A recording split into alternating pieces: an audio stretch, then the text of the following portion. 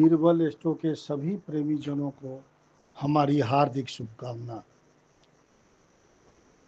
अभी तक हमने 8 वीडियो द्वारा 88 प्रकार के योगों को बताने का प्रयास किया है। उसी कड़ी में यह मेरा 9वां वीडियो है, जिसमें करीब 3 योगों का वर्णन करूंगा, क्योंकि इन तीनों योगों के कई कई सूत्र हैं। अतः वीडियो ज़्यादा लंबी न हो, इसी कारण सिर्फ 3 योगों को बताऊंगा। ये तीनों योग काफ़ी महत्वपूर्ण हैं। ये सभी सूत्र भृगु संहिता के आधार पर है। तो चलिए शुरू करते हैं। पहला योग, अनफा योग।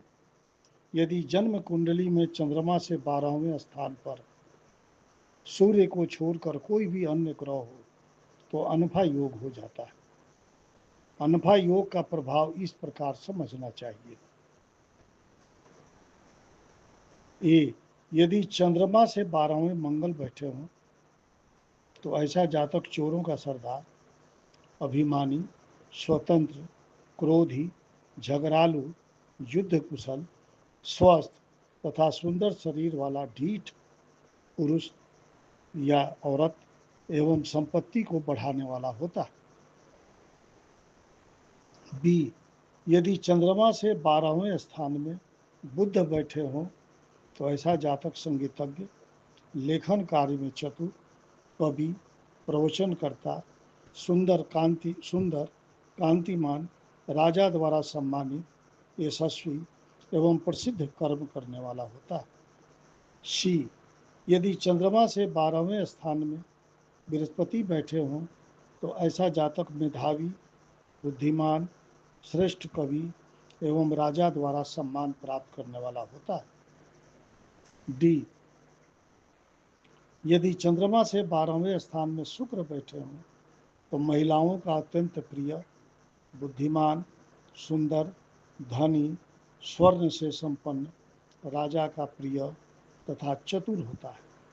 ई, यदि चंद्रमा से 12वें स्थान में शनि हो तो जातक सुंदर, स्वरूपवान, पशुधन से धनी, अपने वचन का पालन करने वाला, लंबी भुजाओं वाला, गुणी, पुत्रवान तथा छोटी सोच वाली महिलाओं के साथ संबंध बनाने वाला होता है। दूसरा योग, सुनफा योग। यदि जन्म कुंडली में चंद्रमा से दूसरे स्थान में सूर्य को छोड़कर कोई भी ग्रह हो तो सुनफा योग का निर्माण होता है। सुनफा योग का प्रभाव निम्न प्रकार से पड़ता है। ए, यदि चंद्रमा से दूसरे स्थान में मंगल हो तो जातक पराक्रमी होता है और वह जातक अपने पराक्रम से धनोपार्जन करता है तथा ऐसा जातक कठोर, वचन बोलने वाला, हिंसक, बहुत से लोगों का विरोधी, राजा अथवा प्रताप राजा अथवा प्रतापी होता है। बी, यदि चंद्रमा से दूसरे स्थान में बुध बैठे हों तो जातक धर्मात्मा, कवि, संगीतज्ञ, शास्त्रज्ञ, मनस्वी, सबका हित चाहने वाला तथा सुंदर शरीर वाला होता है। यदि चंद्रमा से दूसरे स्थान में बृहस्पति बैठे हों तो ऐसा जातक अनेक विद्याओं का आचार्य, राजा या राजा का प्रिय एवं जन तथा धन से संपन्न होता है। डी, यदि चंद्रमा से दूसरे स्थान में शुक्र बैठे हों तो ऐसा जातक स्त्री, जमीन, भवन का स्वामी, पशुओं से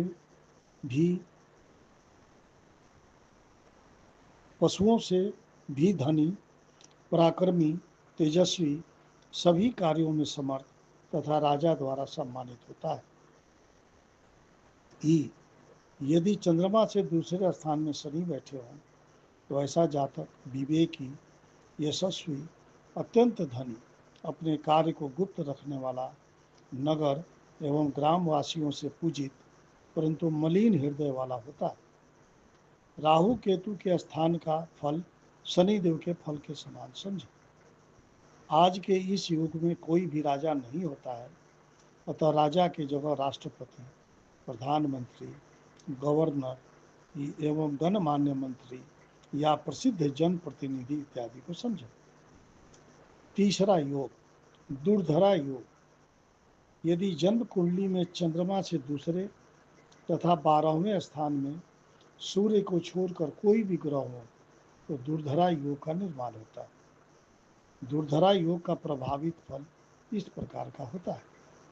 ए, यदि मंगल और बुध की स्थिति से दुर्धरा योग बनता हो तो ऐसा जातक मिथ्यावादी, महासठ, लोभी, कुल में श्रेष्ठ, कार्यकुशल, अत्यंत गुणी तथा अत्यधिक धनवान होता है।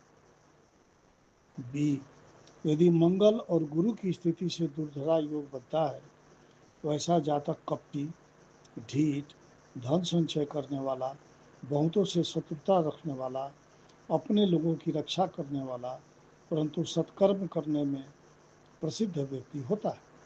सी, यदि मंगल और शुक्र की स्थिति से दुर्धरा योग बनता है तो ऐसा जातक सुंदर स्वरूप वाला, शूरवीर, व्यायाम करने वाला, युद्ध में उत्साही, अस्त्र शस्त्र विद्या का जानकार, विवादी तथा सुशीला एवं पतिव्रता पत्नी का पति होता है। यदि महिला की कुंडली में यही योग हो तो ऐसे ही पति की पत्नी होती है। डी, यदि मंगल और शनि की स्थिति से दुर्धरा योग बनता है तो ऐसा जातक रति क्रिया में प्रवीण, व्यसनी, क्रोधी, चुगलखोर, अधिक शत्रुओं वाला तथा बहुत सा धन संचय करने वाला होता है। ई, यदि बुध और गुरु की स्थिति से दुर्धरा योग बनता हो तो ऐसा जातक शास्त्रज्ञ, धर्मज्ञ, वाणी का धनी, दानी, संपत्ति को बढ़ाने वाला, लोक में प्रसिद्ध होता है। एफ, यदि बुध और शुक्र की स्थिति से दुर्धरा योग बनता हो तो ऐसा जातक पुण्यात्मा, शूरवीर, राजमंत्री, कांतिमान, प्रियवादी, प्रवृत्ति मार्ग में रत तथा यशस्वी होता है। जी, यदि बुध और शनि की स्थिति से दुर्धरा योग बनता है तो ऐसा जातक अनेक देशों में भ्रमण करने वाला, धन को तुच्छ समझने वाला, विद्वान, स्वजनों द्वारा अपमानित लेकिन अन्य जनों द्वारा सम्मानित होता है।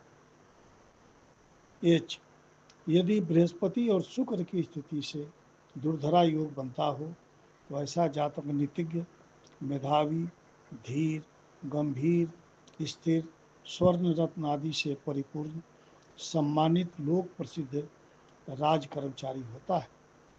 आई, यदि बृहस्पति और शनि की स्थिति से दुर्धरा योग बनता हो तो जातक नीतिज्ञ, वैज्ञानिक, सुखी, प्रियवादी, संततिवान, धनी, सुंदर स्वरूपवान, विद्वान तथा सभी कामों को करने में समर्थ तथा कुशल होता है।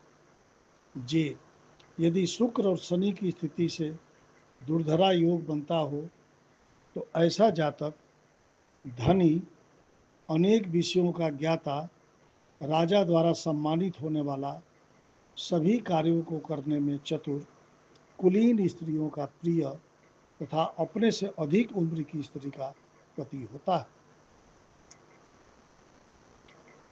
इस तरह हमने इस वीडियो में 3 योगों का वर्णन किया।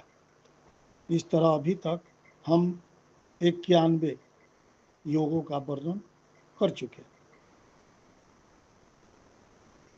यदि आप अपने जन्म कुंडली की विस्तृत जानकारी चाहें या अपने किसी भी समस्या का समाधान चाहें या अपने प्रश्नों का उत्तर चाहें तो हमसे संपर्क कर सकते हैं।